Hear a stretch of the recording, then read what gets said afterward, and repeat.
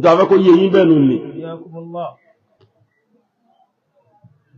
kí n tó kó fọ́dà ọ̀rọ̀ nìkan ṣe ń pa pé àbá mọ̀dúrú mọ́kẹ̀rẹ̀ sọ́yìn mọ́lá ọ̀tọ̀ adámọ́láwọ̀ hayatan tí kò ní wọ́n wá ń pìtà wọn sàábé bí o ti dá wọ́n wá ń bú wọn wọ́n wá ń ṣe kìíní kan àti nínú àwọn sàlàfíyà ní Nàìjíríà ìtọ́ sọ tó wọ́ sí Abu Huraira àmọ́ ńgbà tí ò sí nínú kò sí òdírù wà yẹn ẹnìkan ò gbọ́ ó sì wà lórí nẹ́ẹ̀tì dọ́là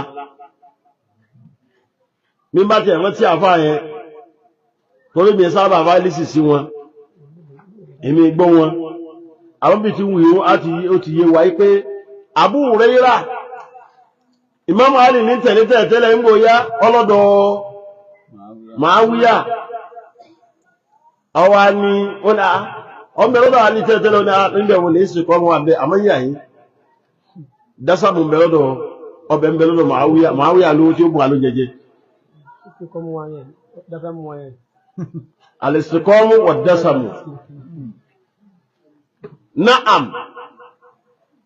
àbábá wí náà wọn sàlàfíà lẹ̀ yíò a Nàìjíríà nílẹ̀ yóò báyìí òun náà sọ yí pé Muawiya wọn máa ń invite yí pé ìmá ike wá bá wá sọ afẹ́ gbádìsì lẹ́nu rẹ̀ áfọ̀ olóúnjẹ wọ́n níbi tí ó bá ti oúnjẹ rí ti máa sọ àdísì àfà yí pé lákójẹ ẹni kọ́ ọgbọ́ oúngbà tí ò nírú àyè tí mo dírù ní ó pè lákójẹ àtúrà àfà àkẹ́tọ́wò náà tó sọ̀kẹ́ náà wọn sàhábà tó fi tí ò dáa tó fi kọlifáyẹ̀ tó burú jù tí mo dírù sọ yẹn lọ ẹnu tí mo dírù yóò yé wa ń bẹ̀ ní pé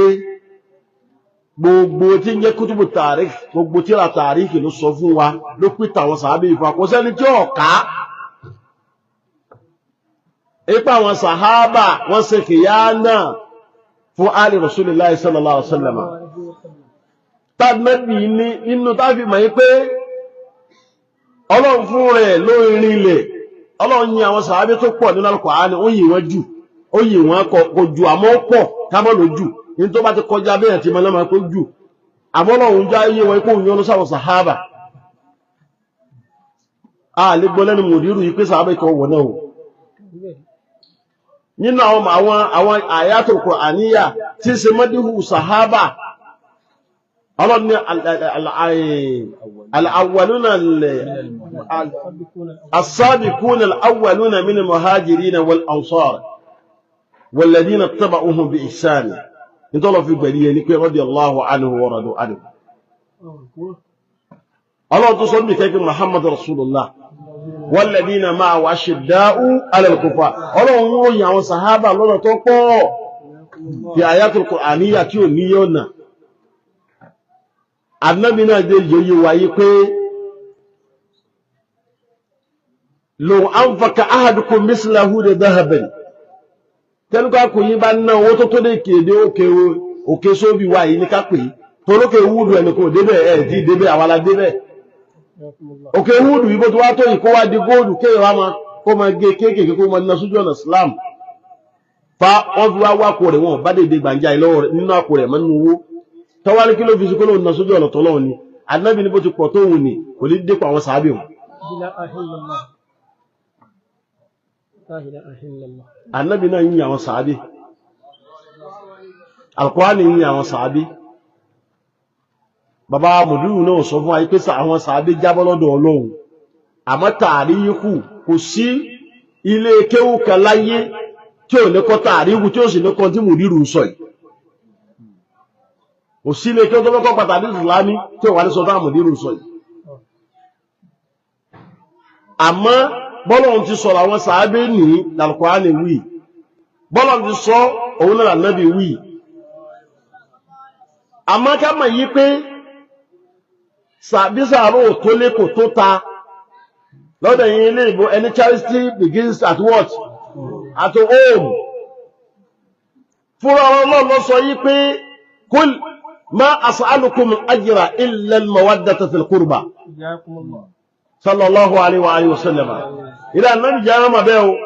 pé gbogbo wàhálà tó ṣe yìí gbogbo orin tó rìn gbogbo afárá tó fara dà yìí gbogbo tó sí o yo ma as'alukum al-ajra ìbéèrè kankan lọ́wọ́ yín o tani mo ní kò lè fún mi rí ta ló ra mọ́tò fún mi rí ta ló rẹ̀ sí fún mi rí ta ló bù mí kọjá owó oúnjẹ rí ta ló wá sọ fún mi rí ní ìsìgbówó oṣù lọ́wọ́ ẹnìkan lórí iṣẹ́ tí ń ṣe yìí àmọ́ o mo ní ẹyọ kan tó fẹ́ tọ́ lọ́dọ̀ yìí ọlọ́run ló ní ká nẹ́bí wí bẹ́ẹ̀ tí ó bẹ́ẹ̀ tó yorùbá náà mọ̀ nìyẹn kí ni tọ́lọ̀ ní ká nẹ́bí wí ó ní illa al-mawaddata fil qurba ẹ̀dájú fẹ́ kọ gbogbo ẹ̀yí tẹ́yẹ sàádé àtẹ̀yẹ tábìí àti tábìí ẹ jẹ́ ká yọ mọ̀ ìpẹ́ ẹbí ẹ̀jẹ̀ mi al-qurba yàní àwọn tẹ́pẹ̀lú kúrúbá the family àti al-qurba hakawu ẹbí rẹ̀ ní jẹ́ bẹ́ẹ̀ àwọn ẹ̀jẹ̀ ànábì ọlọ́run ní ẹ̀dájú fẹ́ kọ wọ́n tó bá yọ láàrin yín ẹ fìfẹ́ hàn wọ́n tó bá yọ láàrin ìjọ jẹ́ mọ̀ ikú ẹni tó yàtọ̀ ní bọ̀ wá yìí ẹ pọ́n wọn lé ẹlẹ́ni sí wọn ẹbù wọn ní àríyá tẹ́bìnrin àná Muhammad níjọ́ tí àsàlátù sọ̀rọ̀ sọ́sẹ́lá Muhammad ìkànnà àwọn sàhábà wà lọ bá Nabi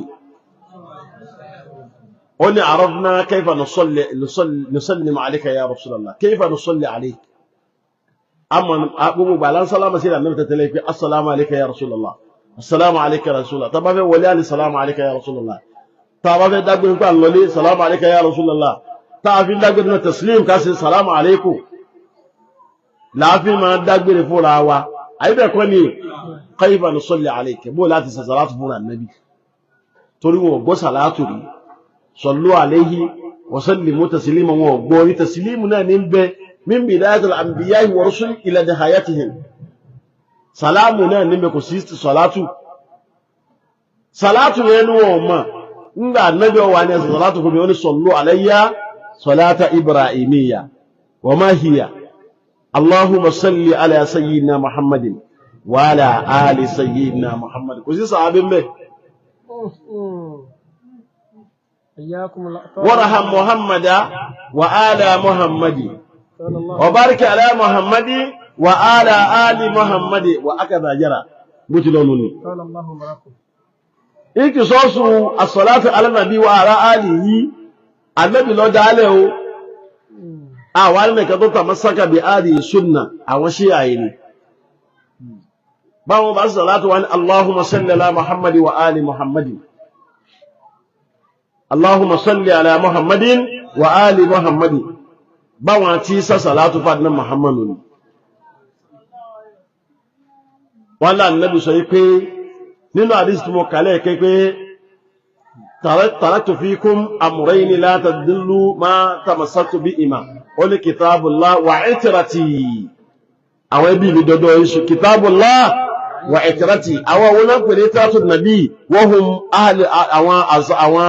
àwọn zabul qurban na Muhammad àwọn ẹbí ànábì àwọn ẹ̀jẹ̀ ànábì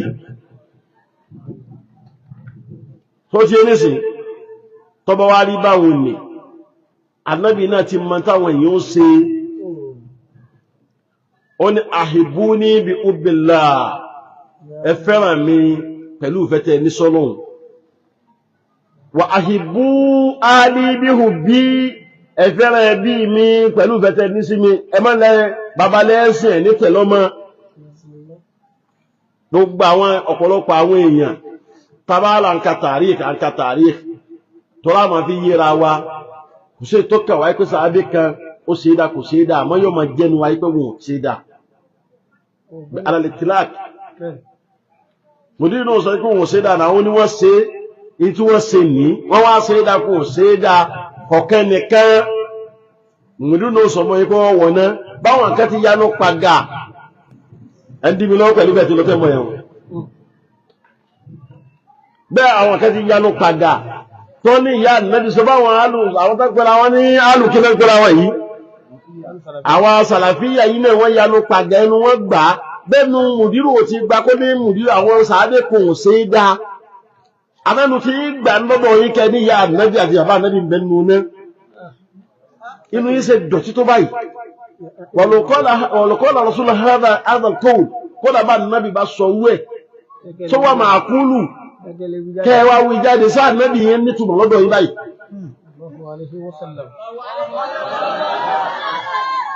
Ẹnu yín láti gbọ́. Ẹnu yín láti gbọ́. Mùdírù ò ti sọ tó wọ́ọ̀sì ju tàríkù ni mùdírù sọ ìtàn bí Ìsìláàmù àwọn nǹkan tó ṣẹlẹ̀ nínú Ìsìláàmù ni wọ́n sọ yìí. Mùdírù wà bá débi kó sọ pé àrí kanú kọ àdísà náà wípé Abu Rasul wa ummuhu fi nari. Ok,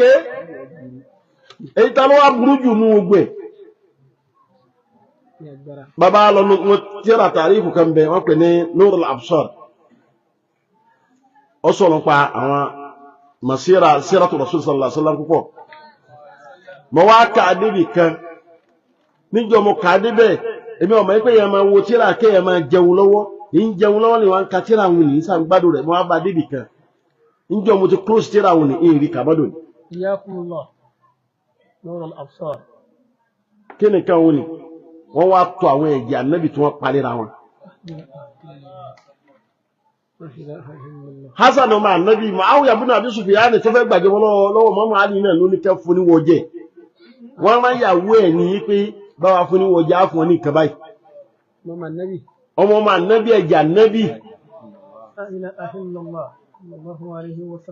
Ìrádìí sùn bàbá kẹ́ni mo bàbá wa kẹ́ ọlọ́mọ́sà àjọ dá fún wọn bẹ láyé sí. Bàbá wa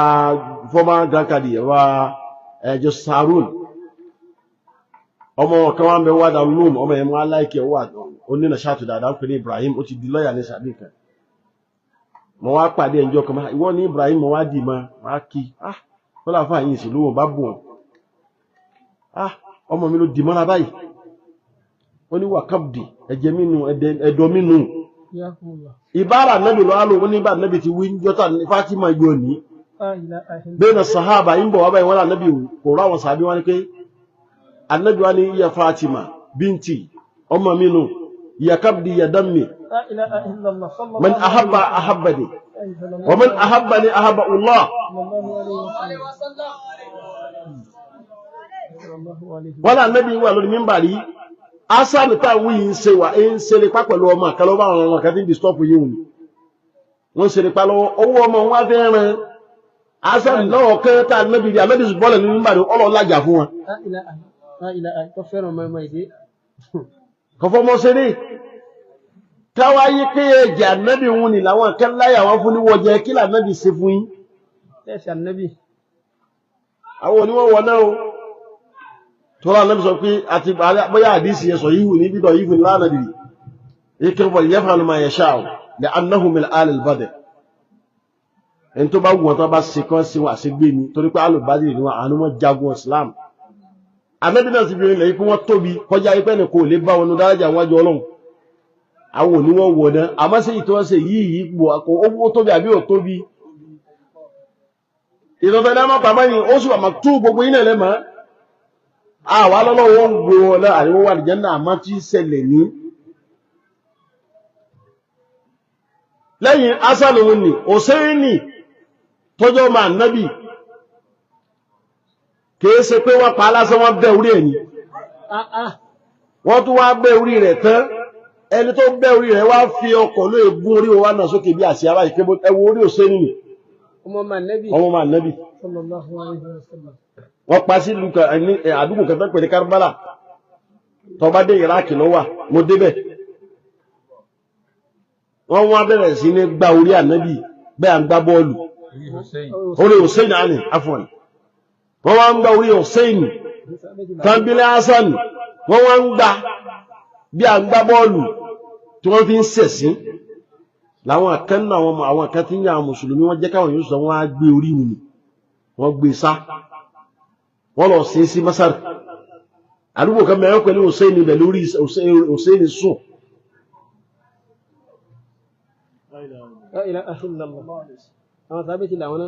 sàbẹ́sì làwọn náà láwọn bàbá wá ń jọ ohun ìfí gbàkáwọ̀ gbá bọ́ọ̀lù ọmọ tó bá gbá bọ́ọ̀lù jẹ́ mẹ́ta wé tí wọ́n ní tó máa fi lù jojúmọ́ pé ẹni ọkọ̀ ń pàdé àwọn fẹsẹ̀ gbá báyìí orí Hùsáínì ni àwọn bàbá wá ń jọ ohun wọn máa ń lù àbíbẹ̀ mẹ́ ní ipa lọ gbá bọ́ọ̀lù kẹ́ni ọkọ̀ fẹsẹ̀ gbá báyìí wọn ò fi gbà nǹkan ní orí ọmọ ànábì ni. La ilaha illallah. Zainul Abidin kan pè ní Ali ibn Hussein àwọn ọmọ Imam Ali kuma wọ́n pa àwọn náà ni. Abdullahi ibn Zaid ibn Ali Zainul Abidin yìí wọ́n pa àwọn náà ni. Abdullahi ibn Zaid wọ́n pa àwọn náà ni. Níjọ́ tí kàtírà yìí tí mo kà á débẹ̀ yìí sì ń jẹun lọ́wọ́ tásápá mi lérí tí ń sunkún wáyé fi mú wá ń bèrè yìí pé kí ló ṣe yín mo á pàtírà tó náà ẹ̀yin náà bá fi tírà lẹ̀ kọ̀mọ́ tí ń pa mílẹ́kù dọ̀ọ́lá ìrì ó ti lé ní ó lé lọ́dún mẹ́jọ nísìnyí sí tírà àwọn òdò ní mọ́. Nurul Absar. Nurul Absar. Ẹ dákun àwa ara àwọn àkàtà ànábì ní tó wá jẹ́ ìpè ànábì yányán ìpè ànábì yányán wọ́n wá láwọn àwọn táwọn o àwọn mọ̀ Ọlọ́run sí àwọn ọmọ Ọlọ́run sí o fẹ́rẹ́kọ̀ ṣíyà kí náà ń pè ní ṣíyà ẹ̀lọ́ wá tó máa rẹ̀ bìmánà àlfẹ́kọ̀ bìmánà àjẹmáà wọ́n yé ṣe RMQK wọ́n yé ṣe Boko Haram wọ́n yé ṣe banditi ìfẹ́rẹ́kọ̀ kẹni wọ́n nínú fẹ́rẹ́kùn Islamiyya báwọn àkẹ́tí ń jẹ́ Sàlàfíyà láwọn àkẹ́ ń jẹ́ ṣíyà kò síyàtọ̀ táwọn àkẹ́ ń jẹ́ Súfí àwọn di ẹbí ànábì mú pé àwọn làwọn máa rántí ẹ máa sọ ọ́ di Boko Haram ṣẹwàá láwọn ṣíyà àtàwọn Súfí ìyàtọ̀ tí ń bẹ láàrin wọn farku yasir báyìí Kàdìríyà ni ọ́ ni Tìjàníyà ni ọ́ ni Nàkṣàbàdíyà ni ọ́ ni gbogbo tí ń jẹ́ Túrùkù Sùfíyà látòkè délẹ̀ gbogbo wọn látòkè délẹ̀ ìyàtọ̀ tí ń bẹ láàrin wọn àtàwọn ṣíyà ìkẹ́ díẹ̀ báyìí ni. Kí ni àkọ́kọ́? Atamassuk bi ahdi ar-rijal al-islamiyya taddi nakamu fi manhajihi wa mazhabihi taddi mú pé àfá tí ń tẹ̀lé ni ẹni tí ń tẹ̀lé ni àwọn ṣe àwọn ọkọ̀ dálẹ̀ àwọn nàkàrà kọ́ arọ́gà fún tó jẹ́ pé sàábé ni wọ́n tani wọ́n wá dì mú Ìmáàmù Ali tí ń jẹ́jẹ́ ànábì wọ́n wá ní gbogbo tí máa ń jẹ́ ọmọ Ìmáàmù Ali látòkè délẹ̀ ṣẹ̀rífù ni wọ́n àṣàráfù ni wọ́n láàmà tẹ̀lé àwa máa lo ìsìláhátù Ahlul Bayt Rasul ìtàwọn máa lò nínú Ọlọ́run wá náà ró àwọn kan nínú àwọn ẹ̀jẹ̀ ànábì tó yẹ pé àwọn rúmọ́ àwọn Sàlàfíyà yìí Ọlọ́run wá lọ́rọ̀ àwọn ọ̀gá láàrin wọn gbogbo àwọn tàbá wí náà dámù Rasulullah ni wọn ẹjẹ́ àní ni wọn níbo ní lọ́mbẹ̀ ní pé ibi a ti pàdé ní pé ká bí ẹnìkan mú pé òun la yàn lọ́gàá Ọlọ́run níyàn báwọn Súfí àwọn ti dá àmà lọ́dọ̀ àwọn ṣíà gbogbo ẹni tẹ́ bá tó wé láwà ní black yóò sì fi nǹkan sọ́rọ̀ ẹjẹ́ ànábì nù ẹni tẹ́ bá tó wé láwà ní àwọn ṣíà tó wé láwà ní àwọn ṣíà tó kẹ̀wé tó yẹ pé láwà ní white ló wé èyí wọ́n ìṣẹ́jà nábì èyí òun já kọ́kọ́ níbi a ti pàdé mọ́sí àdúwà lè yàtọ̀ ẹ tún máa wọ Ọlọ́run àwátàwà lójú ọ̀nà yá Sheikh Abdul Qadir Jilani qaddasallahu sirra àwátàwà lójú ọ̀nà rẹ̀ àkọ́kọ́ ẹni tó ṣe tààsísù mọ́sàbí Salafiyya Imam Ahmad ibn Hanbal ló dá mazhabi Salafiyya lẹ̀ kí Ibn Taymiyyah tó tajdid kí Ibn Abdul Wahhab Mama Abdul Wahhab tó wá dàrú tó ló dàrú ni Ọkọ̀ gbogbo ẹ̀yán ó dàrú ni abẹ́ ẹ̀gbọ́